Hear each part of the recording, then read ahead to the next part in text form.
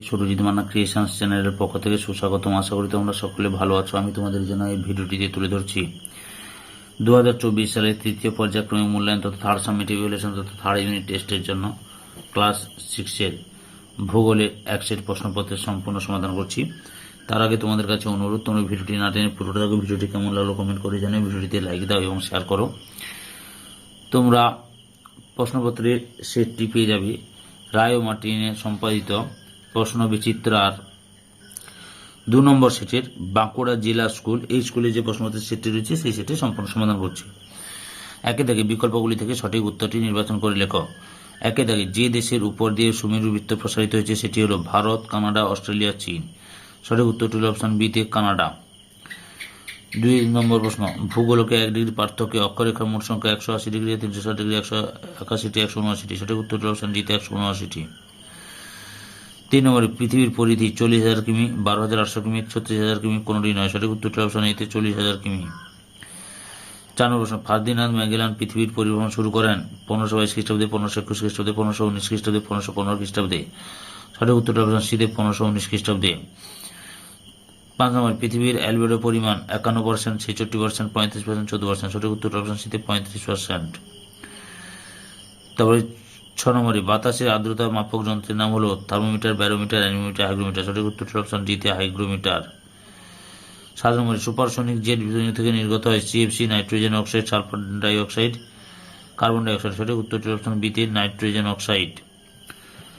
যে শহরের অধিবাসীরা 2007 সালের 31শে মার্চ আর্থ আওয়ার পালন করেন তা হল new York, Tokyo, Sydney, London. সঠিক উত্তরটি অপশন সিতে সিডনি। 9 দাগে, শব্দ দূষণের একটি উৎস হল সাধারণ কথাবার্তা, কানে কানে কথা, বাড়ির ভিতর শব্দ, বজ্রের শব্দ। সঠিক উত্তরটি হল অপশন ডিতে বজ্রের শব্দ। 10 নম্বরে, ভারতের হিমালয়ের সর্বোচ্চ শৃঙ্গ হল এভারেস্ট, কাঞ্চনজঙ্ঘা, গর্ডিনাস, অন্নপূর্ণা। সঠিক উত্তরটি অপশন বিতে কাঞ্চনজঙ্ঘা। 11 নম্বরে, তিস্তা যে নদীর উপনদী তা হল সিন্ধু, গঙ্গা, ব্রহ্মপুত্র, মহানদী। সঠিক উত্তরটি অপশন সিতে ব্রহ্মপুত্র। 12 নম্বরে, যে রাজ্যের উপকূল রেখা সবচেয়ে দীর্ঘ তা হল গুজরাট, অন্ধ্রপ্রদেশ, পশ্চিমবঙ্গ, উড়িষ্যা। সঠিক উত্তরটি অপশন এতে গুজরাট। 13 নম্বরে, ভারতের দীর্ঘতম হিমবাহের নাম হল জেমু, গঙ্গোত্রী, চেমাংদুং, সিয়াচেন। সঠিক উত্তরটি অপশন ডিতে সিয়াচেন। 14 নম্বরে, বেলে মাটির অনুকূল ফসল হল বাজরা, পাট, তুলো, কফি। সঠিক উত্তরটি হল অপশন এতে বাজরা। তারপরে রয়েছে 15 নম্বরে, ভারতের কৃষিকাজ প্রধানত যার উপর নির্ভরশীল সেটি হল মৌসুমী বৃষ্টি, জলসেচ, সার শ্রমিক। অপশন এতে মৌসুমী বৃষ্টি। 16 নম্বরে, টোডা জনজাতির আবাসস্থল গারো পাহাড়, নীলগিরি পাহাড়, হিমাচল পাহাড়, হিমালয়, গুজরাট। সঠিক উত্তরটি হল অপশন বিতে নীলগিরি পাহাড়। 17 নম্বরে, ম্যাপ শব্দটির উৎপত্তি ল্যাটিন শব্দ ম্যাপা থেকে এসেছে, যার অর্থ কাঠ, কাগজ, কাপড়, চামড়া। সঠিক উত্তরটি হল অপশন সিতে কাপড়। তারপরে হচ্ছে 18 নম্বরে, মানচিত্রের দূরত্ব ও বাস্তব দূরত্বের মধ্যে অনুপাত যদি 5 সেমি 25 কিমি হয় তবে মানচিত্রের স্কেল হবে 1 সেমি সমান 10 কিমি, 2 সেমি সমান 5 কিমি, 1 সেমি সমান 25 কিমি, 1 সেমি সমান 5 কিমি। সঠিক উত্তরটি অপশন ডিতে 1 সেমি সমান 5 কিমি। 2 দাগে নিচের বাক্যগুলি ঠিক হলে সত্য, ভুল হলে মিথ্যা লেখো। প্রথম প্রশ্ন, শীতের দেশে বিশেষ ধরনের কাঁচের ঘরে শাকসবজি চাষ করা হয়। সত্য, যা গ্রিন হাউস বলে। 2 নম্বরে, মানচিত্রের প্রথম বই প্রকাশ করেন অ্যাটলাস। সত্য। 3 নম্বরে, কফি চাষে অসম রাজ্য এগিয়ে আছে। মিথ্যা। সঠিক উত্তরটি হবে কর্ণাটক। কর্ণাটক। 4 নম্বরে, পৃথিবী থেকে সূর্য এবং অন্যান্য তারাদের সবার আগে সূর্য পূর্ব আকাশে দেখা যায়। সত্য। 5 নম্বরে, কালো মাটিতে পাট চাষ ভালো হয়। মিথ্যা। কালো মাটিতে কার্পাস চাষ বেশি ভালো হয়, কার্পাস। আর হচ্ছে পাট চাষ ভালো হয় পলি মাটিতে।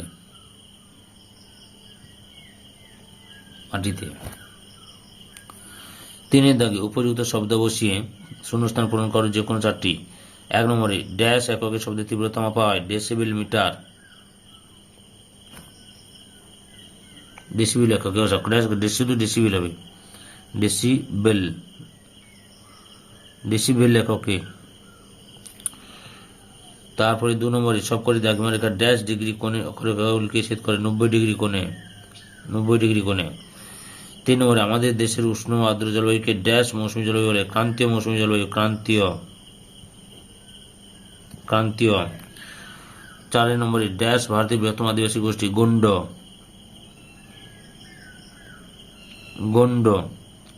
গয়কা দন্তনে ড।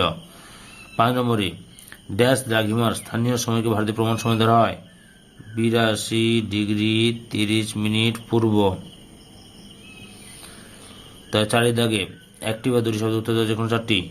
প্রথম প্রশ্ন, পৃথিবীর কোন তাপবলে সূর্যরশ্মিতে চোখে পড়ে? হিমমণ্ডলে।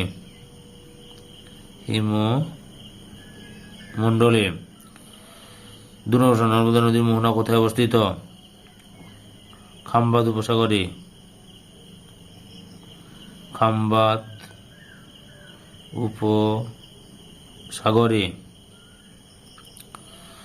3 নম্বরে দক্ষিণাত মালভূমির উত্তরের কোন পর্বতশ্রেণী অবস্থিত?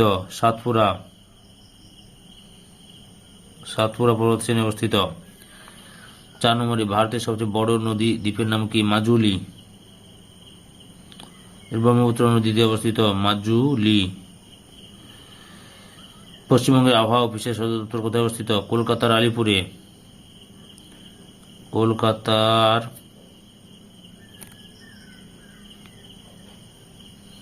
আলিপুরে। আলিপুরে। 5 দাগে নিচের প্রশ্নগুলির উত্তর সংক্ষেপে লেখো। বিকল্প প্রশ্নগুলি লক্ষণীয়। 1 নম্বরে নিরক্ষীয় তল বলতে কি বোঝো? উত্তর, নিরক্ষরেখা বরাবর পৃথিবীকে কাল্পনিকভাবে কাটলে যে তল পাওয়া যায় তাকে নিরক্ষীয় তল বলে। এক কথায় নিরক্ষরেখা যে তলে অবস্থিত তাকে নিরক্ষীয় তল বলে। পৃথিবীর নিরক্ষীয় তল কক্ষতলের সঙ্গে 37 ডিগ্রি কোণে হেরে আছে এবং অক্ষের সঙ্গে নিরক্ষীয় তল সর্বদা 90 ডিগ্রি কোণে অবস্থান করছে। অথবা মহাবৃত্ত কাকে বলে? উত্তর, কোন গোলকের পৃষ্ঠে অঙ্কিত যে বৃত্তের কেন্দ্রবিন্দু ওই গোলকের কেন্দ্রবিন্দুর সঙ্গে একই বিন্দুতে অবস্থান করে তাকে বলা মহাবৃত্ত। বৈশিষ্ট্য, মহাবৃত্ত হওয়ার জন্য নিম্নলিখিত বৈশিষ্ট্যগুলি থাকা প্রয়োজন। মহাবৃত্ত হল সর্ববৃহৎ বৃত্ত যার থেকে বড় কোনো বৃত্ত গ্লোবে আঁকা যায় না। মহাবৃত্ত বরাবর গোলককে কাল্পনিকভাবে কাটলে গোলক সমান দুভাগে ভাগ হবে। ভূগোলকের কেন্দ্র এবং মহাবৃত্তের কেন্দ্র সবসময় এক বিন্দুতে অবস্থান করবে। উদাহরণ, পৃথিবীর অক্ষরেখাগুলির মধ্যে একমাত্র নিরক্ষরেখা। এই 3টি বৈশিষ্ট্য বর্তমান বলে নিরক্ষরেখাকে মহাবৃত্ত বলা হয়। আবার পরস্পর বিপরীত দুটি দ্রাঘিমা রেখা যুক্ত করলেও একটি মহাবৃত্ত পাওয়া যায়। 2 নম্বরে গ্রামাঞ্চলের শব্দ দূষণের উৎস কি কি? উত্তর, 1 নম্বরে উৎস অনুষ্ঠান, উচ্চস্বরে বাজানো মাইক বা লাউডস্পিকার, যানবাহন ও তার হর্নের আওয়াজ। উৎসব অনুষ্ঠানে তীব্র আওয়াজের বাজি পটকা ফাটানো। ধানকল, গমকল, করাতকল প্রভৃতি শব্দ, গ্রামের পাশ দিয়ে যাওয়া ট্রেনের শব্দ, নদীতে চলা ভুরভুটির শব্দ, রাস্তায় চলা ইঞ্জিন ভ্যানের ভরভর শব্দ ইত্যাদি। অথবা মানুষের শরীরে শব্দ দূষণে কি কি প্রভাব পড়ে? মানব শরীর শব্দ দূষণের দীর্ঘস্থায়ী প্রভাবগুলি হল: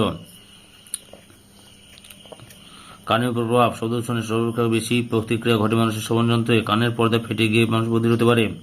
হৃৎপিণ্ডের প্রভাব, হৃদস্পন্দন অনিয়মিত হয়ে পরিমাণ রক্তচাপ বেড়ে যায়। মস্তিষ্কের প্রভাব, মানসিক অবসাদ সৃষ্টি এবং স্মৃতিশক্তি হ্রাস পায়। ফুসফুসের প্রভাব, শ্বাস প্রশ্বাসের হার বৃদ্ধি পায়। চোখের উপর প্রভাব, দৃষ্টিশক্তি হ্রাস পায়। অন্যান্য প্রভাব, গ্যাস্ট্রিক, পাকস্থলী রোগ, ডায়াবেটিস, অনিদ্রা প্রভৃতি রোগ সৃষ্টি হয়। 3 নম্বর প্রশ্ন, উপহ্রদ কাকে বলে? স্থলভাগ দ্বারা আবদ্ধ এবং একদিক সমুদ্রে উন্মুক্ত লবণাক্ত জলের হ্রদগুলিকে উপহ্রদ বলা হয়। উদাহরণ, চিল্কা ভারতের বৃহত্তম উপহ্রদ।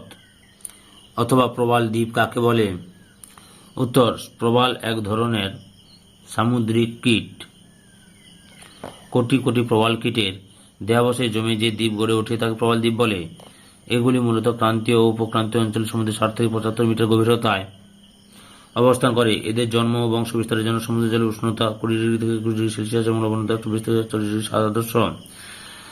উদাহরণ, আরব সাগরে অবস্থিত ভারতের লাক্ষাদ্বীপপুঞ্জের ছোট বড় দ্বীপ প্রবাল দ্বীপ। 4 নম্বরে আদিবাসী কাদের বলে? বিশেষ সামাজিক গোষ্ঠী যারা প্রাচীনকাল থেকে শিকার, পশুপালন, ফলমূল সংগ্রহ করে জীবনযাপন করে আসছে। যাদের জীবনযাত্রা সম্পূর্ণ প্রকৃতির উপর নির্ভরশীল তাদের আদিবাসী বলা হয়। যেমন পশ্চিমবঙ্গের সাঁওতাল, মেঘালয়ের গারো প্রভৃতি। অথবা অন্ধ্রপ্রদেশে 2টি আদি জনগোষ্ঠীর নাম লেখ। গন্ড ও চেঞ্চু। চেঞ্চু, এই দুটি আদি জনগোষ্ঠী বসবাস করে। 6 দাগে নিচের প্রশ্নগুলি উত্তর লেখ, বিকল্প প্রশ্নগুলি লক্ষণীয়। 1 নম্বরে অক্ষরেখা ও দ্রাঘিমারেখা তিনটি পার্থক্য লেখ।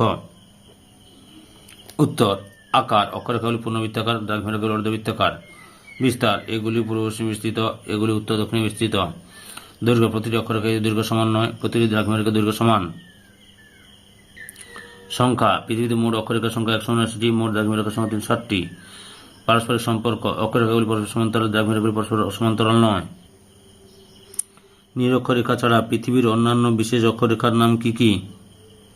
অথবা নিরক্ষরেখা ছাড়া পৃথিবীর অন্যান্য বিশেষ অক্ষরেখার নাম কি কি? 1 নম্বরে কর্কটক্রান্তি রেখা, 2 নম্বরে রূপে মকরকান্তি রেখা, 3 নম্বরে রূপে সুমেরু বৃত্ত রেখা, 4 নম্বরে রূপে কুমেরু বৃত্ত রেখা, 5 নম্বরে রূপে সুমেরু বিন্দু, 6 নম্বরে লিখবে কুমেরু বিন্দু। 2 নম্বরে পৃথিবীতে দিন রাত্রি কিভাবে সংগঠিত হয়?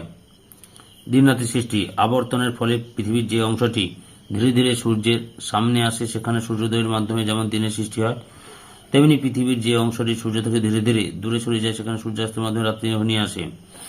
প্রসঙ্গত, পৃথিবীতে সূর্যোদয়ের পূর্ব মুহূর্তে মৃদু ক্ষীণ আলোকে বলা হয় উষা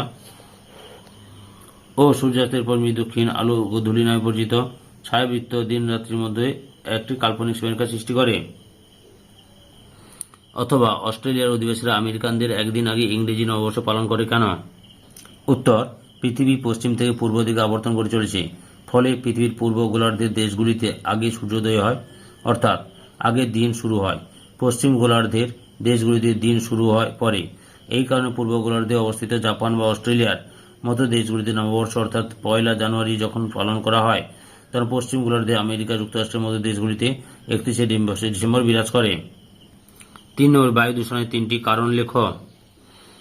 দাবানল বা জঙ্গলে আগুন লাগলে তা থেকে নির্গত কার্বন ডাইঅক্সাইড, নাইট্রোজেন অক্সাইড ও কার্বন মনোক্সাইড জাতীয় গ্যাস সেই অঞ্চল বায়ুকে দূষিত করে তোলে। ধূলিঝড়ের ফলেও বাতাসে ধুলো মিশে যা সেখানকার উদ্ভিদ, কৃষিক্ষেত্রে মানুষের স্বাস্থ্য ক্ষতি করে। 3 নম্বরে আগ্নেয়গিরি অগ্নুৎপাতের ফলে নির্গত কার্বন ডাইঅক্সাইড ও কার্বন মনোক্সাইড, সালফার ডাইঅক্সাইড জাতীয় গ্যাস ধুলো ছাই বায়ুকে দূষিত করে। অথবা তোমার ঘরে কিভাবে বায়ু দূষণ প্রতিরোধ করবে? উত্তর: আমার ঘরের ভিতর বায়ু দূষণ রোধ করতে আমি হাঁচি কাশির সময় মুখে রুমাল চাপা দেব যাতে জীবাণু ছড়িয়ে না পড়ে। ঘরের মধ্যে ধূমপান বন্ধ করতে উদ্যোগী হব। আবর্জনা পাত্র সবসময় ঢাকা দিয়ে রাখবো যাতে দুর্গন্ধ না ছড়ায়। মশা মারার ধূপের বদলে মশারি ব্যবহার করব। অকারণে আলো, পাখা, এসি ইত্যাদি জ্বালিয়ে রাখবো না। রান্না করার সময় জানালা খোলা রাখবো যাতে ধোঁয়া ও গন্ধ দ্রুত বাইরে বেরিয়ে যেতে পারে। বিভিন্ন ধরনের মানচিত্র কি কি? মানচিত্রে বিভিন্ন ধরনের তথ্য বিষয় উপস্থাপন করা হয়। যেসব মানচিত্র প্রাকৃতিক বিষয় যেমন পর্বত, মালভূমি, সমভূমি, নদ নদী, স্বাভাবিক উদ্ভিদ ইত্যাদি দেখানো হয় সেগুলিকে প্রাকৃতিক মানচিত্র বলে। আবার রাজনৈতিক মানচিত্রে দেশ, রাজ্য, জেলার অবস্থান, সীমানা ইত্যাদি দেখানো হয়। বিষয়ভিত্তিক মানচিত্রে নির্দিষ্ট বিষয়ভিত্তিক সড়কপথ যেমন আবহাওয়া মানচিত্র, জনসংখ্যা মানচিত্র, সড়কপথ, রেলপথ, খনিজ সম্পদ সংক্রান্ত মানচিত্র ইত্যাদি। অথবা মানচিত্রের প্রধান উপাদানগুলো কি কি? মানচিত্রে অপরিহার্য উপাদানগুলি হল শিরোনাম, দিকনির্দেশ, স্কেল, নির্দেশিকা, প্রতীক চিহ্ন, অক্ষাংশ, দ্রাঘিমা। 1 নম্বরে শিরোনাম, যে বিষয় এবং অঞ্চলের উপর মানচিত্র অঙ্কন করা হয় তার শনাক্তকরণের জন্য মানচিত্র শিরোনামের প্রয়োজন হয়। দিক নির্দেশ, মানচিত্র আঁকার সময় কাগজের উপরের দিকটা উত্তর এবং নিচের দিকটা দক্ষিণ দিক আঁকতে হয়। দিক নির্দেশ যদি ভুল হয় তাহলে মানচিত্রটির প্রতিকৃতির অবস্থানও ভুল হবে। স্কেল, মানচিত্র যেহেতু ভূপৃষ্ঠের কোনো নির্দিষ্ট অঞ্চলের নকশা, যেহেতু ভূপৃষ্ঠ ওই অঞ্চলের দুটি স্থানের মধ্যে নির্দিষ্ট দূরত্বকে একটি নির্দিষ্ট স্কেল ফেলে মানচিত্র অঙ্কন করতে হয়। 4 নম্বর নির্দেশিকা, মানচিত্রে ব্যবহৃত বিভিন্ন রং, প্রতীক চিহ্ন প্রভৃতি অর্থ নির্দেশিকার লেখা থাকে। প্রতীক চিহ্ন, মানচিত্রে পাহাড়, পর্বত, নদী, হ্রদ, সমভূমি, বনভূমি, রেলপথ, মন্দির, গির্জা, গ্রাম, নগর, বন্দর প্রভৃতি প্রাকৃতিক এবং সাংস্কৃতিক বৈশিষ্ট্যগুলিকে শনাক্তকরণের জন্য প্রতীক চিহ্ন ব্যবহৃত হয়। 7 দাগে নিচের প্রশ্নগুলি উত্তর দাও, বিকল্প প্রশ্নগুলি লক্ষণীয়। 1 নম্বর, বায়ুর তাপমাত্রা পৃথিবীর সব জায়গায় একরকম হয় না কেন? অথবা বায়ুমণ্ডলের উত্তপ্তর পদ্ধতিগুলি আলোচনা করো। 2 নম্বর, ভারতের উত্তরের নদীগুলিতে সমভূমির ভূপ্রকৃতি বর্ণনা দাও। অথবা হিমালয় সমান্তরাল প্রদেশগুলির নাম লেখো এবং যে কোনো একটি ভূপ্রকৃতি সম্পর্কে বর্ণনা করো। কী ধরনের প্রাকৃতিক পরিবেশে ধান চাষের পক্ষে অনুকূল? ধান উৎপাদিত হয় ভারতে এমন 4টি রাজ্যের নাম লেখো। ভারতের উৎপাদিত ফসলের শ্রেণীবিভাগ করো এবং উদাহরণ দাও। এই প্রশ্নগুলির উত্তর তোমরা এই ভিডিওর ডেসক্রিপশানে পেয়ে যাবে এর লিঙ্ক। এই প্রশ্নগুলির উত্তরের লিঙ্ক এই ভিডিও ডেসক্রিপশানে পেয়ে যাবে, ওখানে ক্লিক করে তোমরা দেখে নিতে পারো। হিমালয়ের সমান্তরাল প্রদেশগুলির নাম হলো 1 নম্বরে হিমাদ্রি, 2 নম্বরে হিমাচল, 3 নম্বরে শিবালিক।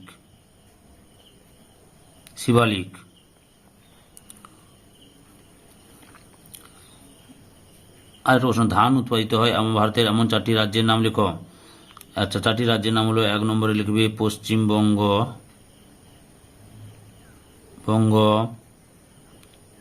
উড়িষ্যা, তারপরে হচ্ছে উত্তরপ্রদেশ, অন্ধ্রপ্রদেশ ইত্যাদি।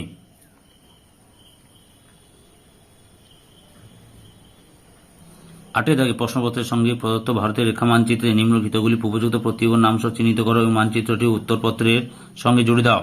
প্রথমে রয়েছে তোমাদের আন্দামান নিকোবর দ্বীপপুঞ্জ। এই লক্ষ্য করো, এই যে আন্দামান নিকোবর যে দ্বীপগুলো, এই দ্বীপগুলো হচ্ছে আন্দামান নিকোবর দ্বীপপুঞ্জ, বুঝতে পেরেছ? এই দ্বীপগুলো আন্দামান নিকোবর দ্বীপপুঞ্জ লিখে দিচ্ছে, আন্দামান নিকোবর দ্বীপপুঞ্জ বলে। আন্দামান নিকোবর দ্বীপপুঞ্জ, এটা 1 নম্বরে রয়েছে তোমাদের। 2 নম্বরে রয়েছে কারাকোরাম পর্বত শ্রেণী। লক্ষ্য করো, এটা কারাকোরাম পর্বত শ্রেণী আঁকছি, বুঝতে পারছ? কারাকোরাম পর্বত শ্রেণী লিখে নাও তোমরা। 2 নম্বরে কারাকোরাম লিখছি, শুধু কারাকোরাম।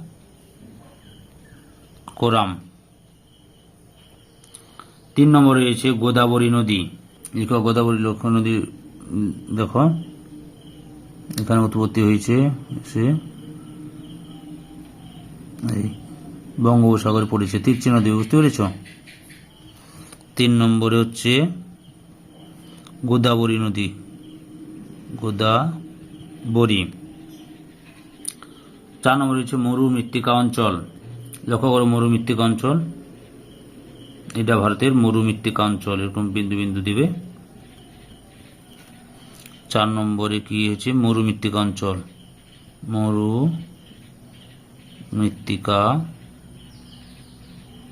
অঞ্চল। এই সেটের লাস্ট প্রশ্ন, অর্থাৎ ভিডিওর লাস্ট প্রশ্ন হচ্ছে 5 নম্বরে সুন্দরবন। লক্ষ্য করো, সুন্দরবন, এই অংশটা সুন্দরবন, এইটা, বুঝতে পেরেছ? এটা করে দিবে, কালো করে দিবে, এরকম লিখবে। এটা হচ্ছে 4 নম্বরে, 5 নম্বরে সুন্দরবন।